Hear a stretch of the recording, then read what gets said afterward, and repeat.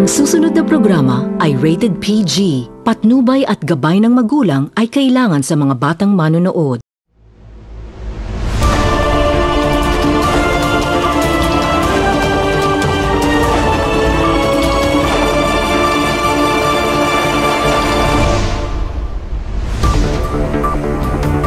Oroqueta City, Misamis Occidental, maayong adlaw. Ako si Joanne sa Rigumban Tasuda alang sa Community Update.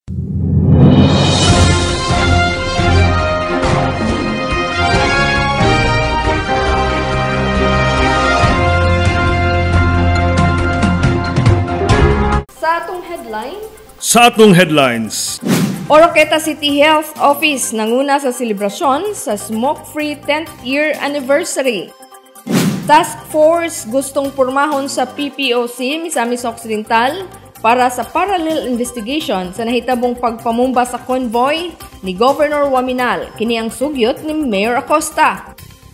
Kakulangan sa pag-comply sa mga requirements ang rason sa pagkapaltos sa na-schedule nga groundbreaking sa Metro Central Mall sa Oroqueta City. 6th batch sa libreng theoretical driving course nga gitanyag sa LGU Oroqueta, gipahigayon na. Busy og lain-laing estratehiyang gibuhat sa mga kandidato human gisugdan ang kampanya para sa BSKA 2023. Kapulisan mabinantayon para sa luwas nga eleksyon. Misamis Occidental Governor misaad nga walay hunong nga serbisyo para sa katawhan ug padayon nga reforma luyos sa mga pag-atake kaniya. Libuan kapin sa mga security forces ang gi-turn over sa PPO Misamis Occidental ngadto sa COMELEC para sa luwas nga barangay ug SK election. Ug karon sa tong detalye, Oroqueta City Health Office nanguna sa selebrasyon sa Smoke-Free 10th Year Anniversary. Ania ang kumpletong detalye. Nanguna ang City Health Office sa selebrasyon sa ikanapulo ka tuig human nagmalampuson ang kampanya sa Smoke-Free sa Oroqueta City. Giablihan ang selebrasyon sa usa ka motorcade, gisunod ang Zumba party ug ang formal nga programa ni adtong October 25, 2023 dito sa B-Front Arena ning Dakbayan. Matud pa ni Dr. Al Joseph Guantero, ang City Health Officer 2, nga usa kini kapamaagi sa Dakbayan nga gidumdum ang pagkahimong smoke-free city ang Oroqueta ug nagpakita sa katawhan nga ang Dakbayan aduna nay ordinansa nga gihawiran nga nagdili sa katawhan sa pagpanigarilyo lakip na ang paggamit sa vape sa pampubliko nga dapit. Samtang gidayeg usab ni City Local Government Operation Officer kon CLGOO Jeannie P. Villa Gonzalo nga taas na ang naabtan sa Oroqueta City SIP Smoke-Free City ug dili sayon ang pag-regulate sa ordinansa. Ang Smoke-Free City nakahatag kini og dakong impact o kaayuhan sa katawhan tungod kay nalikay na ang tanan gikan sa aso nga gibugasan ni nigarilyo nga makadaot sa lawas sa tao, ilabi na ang pagkasimhot sa aso. Pinaagi sa maong ordinansa, mapatunhay ang maayong panglawas sa Dakbayan. Gipaambit usab ni City Councilor ug Chairman sa Committee on Health nga si Dr. Arthur Inanoria nga suportado sa sangguniang panlungsod ang pag-aminda sa ordinansa nga ilakip na ang pagdili sa vape tungod kay dili lang sa panlawas makadaot ang pagpanigarilyo, lakip na usab ang ngipon sa nanigarilyo. Samtang gipamatudan usab kini pinaagi sa usa ka testimonya sa usa ka kanhing manigarilyuhay nga si Bill Cesar Baldero nga walay maayong resulta sa lawas sa katao ang bisyuso sama sa naadik na sa sigarilyo tungod kay naghatag kini og sakit sa lawas sa tao. Gani iyang gipamatudan nga sa panahon nga siya nanigarilyo pa nawala ang iyang gana sa kaon ug niwang ang iyang lawas mao nga iyang hangyo sa katawhan nga likayan ang maong bisyo. Anausab ang presensya ni Provincial Health Officer 2 nga si Holy Tago.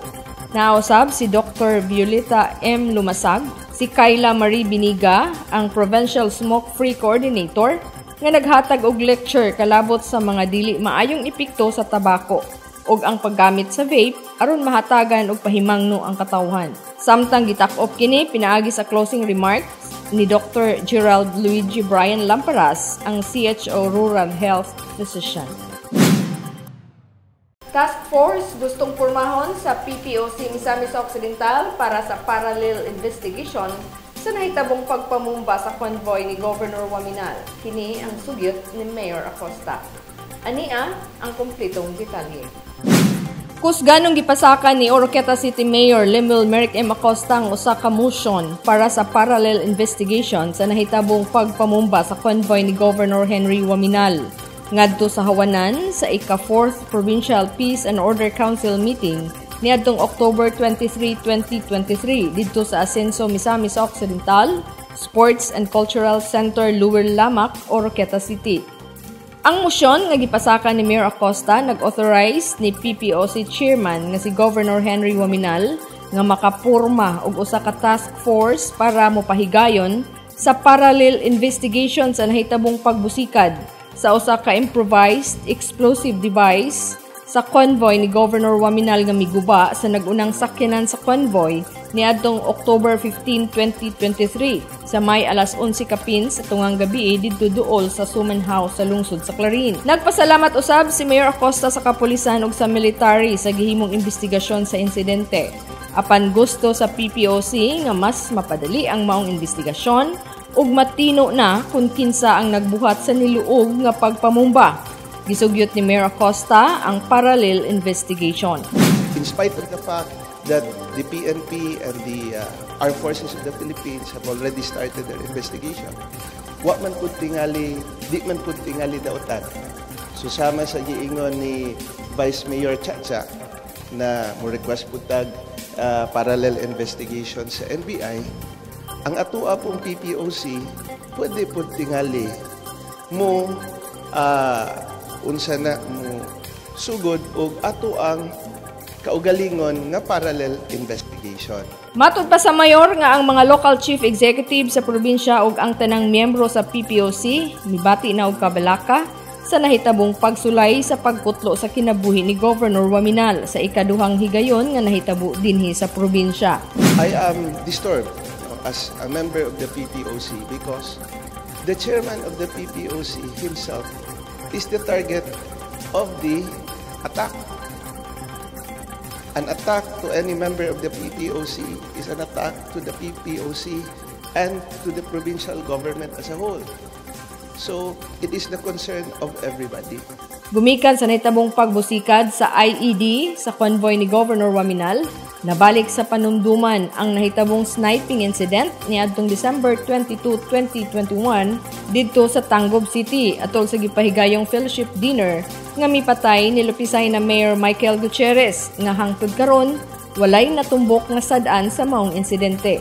Hinungdan nga kusganon si Mayor Acosta nga muhimo usab ang PPOC og separate nga investigation aron mapadali nga masulbad ug maablihan pagbalik ang investigasyon sa miaging sniping incident dito sa Tangub City ug mahatagan sa hustisya ang mga niluog nga panghitabo. I will be moving. Now, this representation would like to pass a motion that the chairman of the Provincial Peace and Order Council,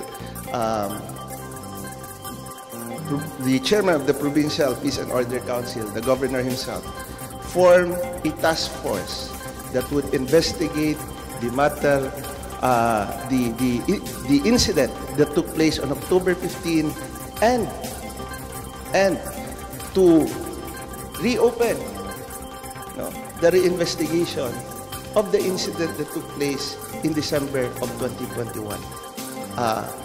On joint sponsorship, Mr. Chairman, so that everybody will be on board as far as that resolution is concerned. Kakulangon sa pag-comply sa mga requirements ang rason sa pagkapaltos sa na-schedule nga groundbreaking sa Metro Central Mall sa Oroquieta City. Ania ang kumpletong detalye. Naghinamhinam na ang Oroquietanon nga makitang mubarug na ang gipaabot nga pinakaunang mall nga mosulod sa Oroquieta City. Diin unang na-schedule nga groundbreaking niadtong bulan pa sa August 2023 ug gisundan niadtong Oktubre pitsa 17. Apan tungod sa kakulangon sa mga requirements nga wala pa na-comply sa Metro Central Mall nga gipangayo gikan sa region ug sa national agency, hinungdan nga wala na hinayon ang duha ka bisis nga na-schedule nga groundbreaking. Kini ang gibutyag ni Oroqueta City Mayor Lemuel Merrick M. Acosta sa iyang live radio program Dili pa lamang dugay. Matud pa sa mayor nga bisan pa napaltos sa duha ka higayon ang groundbreaking apan mahinayon ang pagsulod sa Metro Central Mall sa Dakbayan. Gani mitabang na ang local government unit sa Oroqueta City nga mag-follow up sa status sa maong investor. So ikaduha na ni napaltos, no? Nga naman kay there are regulatory documentations nga required sa ilaha to do before they can proceed, no? Of which kini nga mga dokumento walay control ang ato ang local government unit. So intabang ni og follow up ani sa region, intabang pud ni follow up ani sa ilang mga papel kay ang ato ang mga investors silang si Susan Ong and her group gusto na gyud makasugod, no? Kay sa ato ang side ready na ta, no? Pwede na nato sila pasugdon pero maulagi naa may mga documentary requirements nga gi-require sa ilaha from national agencies of which we have no control over. So dili pud sila ganahan nga musugod sila pagkahuman na ikakuwangon ani, then what if ipahunong mauwawan sila. Nagulat lamang ang Oroqueta City kung kanusa makumpleto ang papel aron mapahigayon na ang groundbreaking. Gilakbitan usab ang mahitungod sa Gaisano na delayed lang kini tungod sa mga documents nga wala pa nahuman nga gikinahanglan sa dili pa itukod ang maong negosyo. Ilabi na nga ang tag-iya sa property nga tukuran, gipanag-iya kini sa gobyerno. Hangyo sa mayor nga maghulat-hulat lang ug mag-ampo nga mahinayon ang pagsulod sa mga tigpatigayon sa Dakbayan. Kay ang Oroqueta kusganong nag-imbitar og mga negosyante nga mububo og puhunan sa Dakbayan. Total, ang ato ang pagagamhan ng lokal is aggressively marketing Oroqueta gyud, no, for any other investors.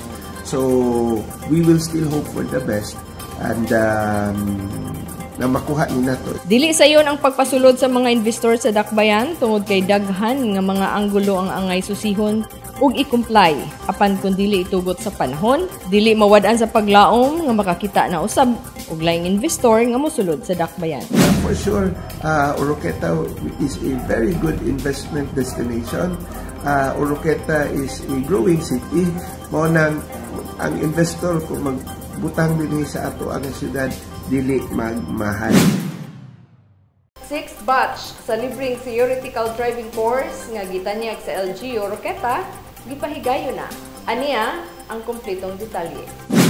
Laing batch sa libreng theoretical driving course ang gitanyag na usab sa local government unit sa Oroqueta City pinaagi sa buhatan sa Special Operations and Concerns Division nga gipanguluhan ni Archie Ahias October 26 to 28, 2023 didto sa B-Front Arena sa unang adlaw samtang sa Oroqueta City Central Elementary School kun ukses ang ikaduhang adlaw hangtod kini mahuman.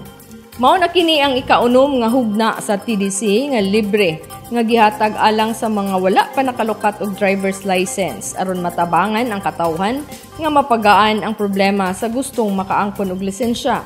Tulo ka adlaw ang naasoy kurso. Samtang dako kayog pagpasalamat si Ahias kang Oroqueta City Mayor Lemuel Merrick M. Acosta sa suporta sa naasoy nga programa nga mahatagan og kasulbaran ang nagunang problema sa trapiko kalabot sa mga nagmaniho og mga sakyanan o motor nga walay lisensya nga gihuptan. Nagtuo ang syudad nga pinaagi niining libreng TDC o theoretical driving course, masulbad na sa hinay-hinay ang maong problema. Nanawagan ang buhatan sa SOCD sa walay mga lisensya nga gustong mulukat, mobisita lamang sa ilang opisinahan para magpalista kay human niining 6th batch, posible pang adunay laing schedule nga mosunod. Busy ug lain-laing estratehiya ang gibuhat sa mga kandidato human gisugdan ang kampanya para sa BSKE 2023.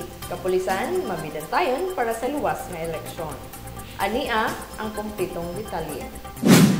Human gisugdan sa Commission on Election kon COMELEC ang pagpangampanya sa mga barangay and sangguniang kabataan official candidates niadtong October 19, 2023. Lain-laing estratehiya ang gigamit aron ilang mapakita sa katawhan ang mga tagsa-tagsa ka mga plataporma alang sa kalambuan sa matag barangay ug sa mga kabataan sa matag barangay. Ang COMELEC naghatag lang og 10 ka adlaw alang sa ilang pagpangampanya. Nga motapos kini, karong October 28 sa dili pa ang adlaw sa piniliay karong October 30, 2023. Adunay 752 ka mga bakanting posisyon para sa mabuligang kandidato. 376 vacant slots para sa barangay, samtang 376 usab ang slots para sa sangguniang kabataan para sa Oroqueta City.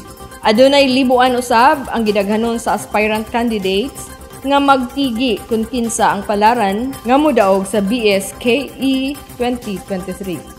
Sa pagsugod sa kampanya, ang COMELEC mipasadaan sa mga kandidato sa barangay o sa sangguniang kabataan elections nga hugot nga tamdan ang paglambigit sa vote buying ug uban pang full offenses aron walay disqualification nga mapahamtang.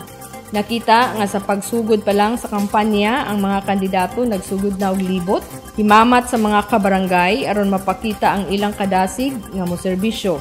Ang uban adunay motorcade gamit ang jingle, libot sa barangay uban sa line-up ug ang pagtaod sa mga poster nga nag-promote kanila ug daghan pang uban nga gihimo sa matag kandidato aron sila mapili ug makaserbisyo sa barangay. Balita gikan sa probinsya, Misamis Occidental Governor misaad nga walay hunong nga serbisyo para sa katawhan ug padayon nga reforma luyo sa mga pag-atake kaniya. Ania ang kumpletong detalye. Balita gikan sa probinsya, Misamis Occidental Governor Henry Waminal miingon nga ang iyang administrasyon komitado sa paghatag sa walay hunong nga serbisyong publiko sa Misamisnon o sa pagpadayon sa pagduso sa mga reforma nga iyang nasugdan para sa probinsya taliwala sa dagang hagit nga iyang giatubang. Mao kini ang giluwatan ni Governor Waminal human siya nakaluwas dihang adunay misulay pagputlo sa iyang kinabuhi dito sa lungsod sa Clarin, dili pa lamang dugay. Kahinumduman nga bag-uhay pa lamang giambush ang convoy ni Governor Waminal sa wala mailhing mga suspitsado nga nagtanom og improvised explosive device nga mibuto sa dihang paglabay sa iyang convoy nga mga sakyanan padulong sa ilang pagpauli. Gihulagway ni Governor Waminal ang klase sa pag-atake kaniya nga usa ka niluog, tinalawan ug dautan nga buhat. Apan luyo sa maong hitabo si Governor gustong magpabiling ligon kalabot sa paghatag og serbisyo sa katawhan ug sa tibok Misamis Occidental bisan pa sa unsa pa ang kalisod nga moabot sa umaabot. Karon iyang gilakbitan pag-usab ang iyang pasalig nga hatagan sa katumanan ang iyang 5Ms. Nga mao ang Misamisnon, magpuyong malinawon, malambuon ug malipayon nga programa aron ang katawhan sa Misamis Occidental daling maka-access sa mga public utilities ug uban pang mga serbisyo sa gobyerno. Matud pa ni Governor nga ang gipunteriya sa iyang kaaway nga madaot ang iyang dungog sa social media ug uban pang online platforms. Apan nagpabilin si Governor nga madasigon og puno sa dedikasyon sa paghatod sa mga kaayuhan ug serbisyo alang sa katawhan. Mao nga giawhag ni Governor ang tanang opisyal. Libuan kapin ka mga security forces ang gi-turnover sa PPO Misamis Occidental ngadto sa COMELEC para sa luwas nga barangay ug SK election.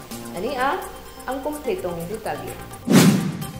Nagmalampuson nga napahigayon ang send-off and turnover ceremony sa 1,432 ka mga security forces nga gikan sa Misamis Occidental Provincial Police Office ngadto sa Commission on Election kon COMELEC para sa pagsiguro sa luwas ug hapsay nga barangay ug sangguniang kabataan nga eleksyon. Sa mensahe ni Police Lieutenant Colonel Salvador R. Castillon Jr., ang Deputy Provincial Director for Operations, our police officer plays in maintaining peace and order during this important democratic exercise. The safety of the candidates, the voters, and the integrity of the election process itself rests on the capable shoulder of our dedicated officers. Our men and women in uniform have been meticulously trained to uphold the principles of fairness, justice, and duty. They are committed to providing a secure environment where the voice of the people can be heard, where candidates can express their aspirations, and where our youth can actively engage in shaping their community's future. Iyang gisaysay sa makausapa ang misyon sa 1,432 ka mga security forces nga gideploy sa probinsya aron sa ingon Ilang masulod sa ilang kasing-kasing nga dili lang sila officer in uniform, apan usa sila sa tigbalantay sa demokrasya, protektor sa kahapsay ug kalinaw ug tigpasiugda sa hustisya. Nagpasalamat usab si Castillon sa serbisyo ug kaakuhan para sa katawhan. Be vigilant, be fair, and most importantly, be safe. Your efforts will help shape the foundation of our community for years to come. Thank you, and may your mission be successful and your service to our community be recognized and celebrated. Gikalipay ni COMELEC Provincial Director Attorney Milber Alinas nga gidawat ang gi-turnover sa PPO nga mga security forces nga magamit karong umaabot na October 30, 2023 para sa BSKE samtang gidayeg ni Regional COMELEC Director nga si Director Attorney Renato Magbutay ang pasalig sa PNP sa luwas ug patas nga eleksyon. Mao kato ang naglangkob sa community update. Sa ngalan sa kinatibok ang pwersa sa Oroqueta Community Channel. Ako si Joanne Sarigong Pantasuda, maingon kaninyo, put God first in everything you do. God bless Oroqueta. God bless Misamis Occidental.